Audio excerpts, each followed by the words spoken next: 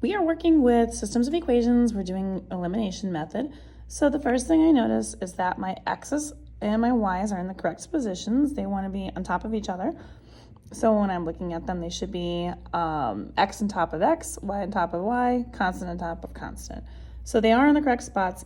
I look to see if there's anything that they have opposites of each other, and I don't see any because that's a 5, that's a 10. The y's, that's a 1, that's a -7. So I have to see if there's any way. I don't have anything that's the same either. So I have to find a way to eliminate one of the two variables. You could do either one of these two things. Because I do see opposite signs of y, in this aspect, I am going to actually just get rid of the y's. So that would mean that in order for me to get rid of y's, if that's a -7y, this would have to be a +7y. And I can't just put a 7 in front of that because that's not allowed. You got to do the whole thing. So that means I have to multiply the entire top equation by 7 in order to get that. So I am going to just rewrite this first equation down here underneath the second one. And when I distribute the 7 times the 5x, I'm going to get 35x. And then I'm going to do 7 times the y, which is going to give me 7y. And then 7 times 9, which is 63. So now I'm in business. Now I can eliminate. I can add all of the pieces together that I can and solve for x. So 10 plus 35x is going to give me 45x. The -7 and the +7 will cancel.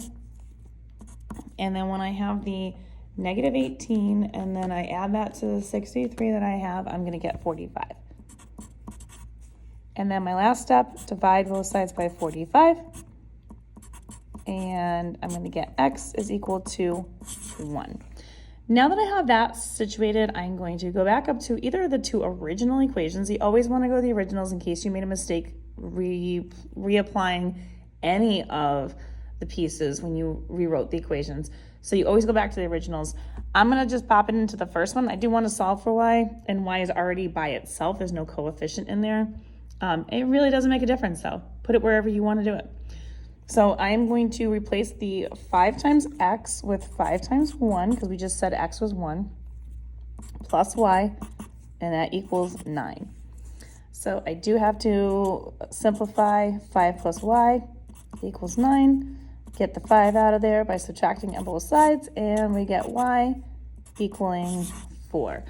So I have my x and my y coordinates. I know that they work for the top equation. I do want to plug them back into the second equation, make sure that they do actually work for the second equation as well.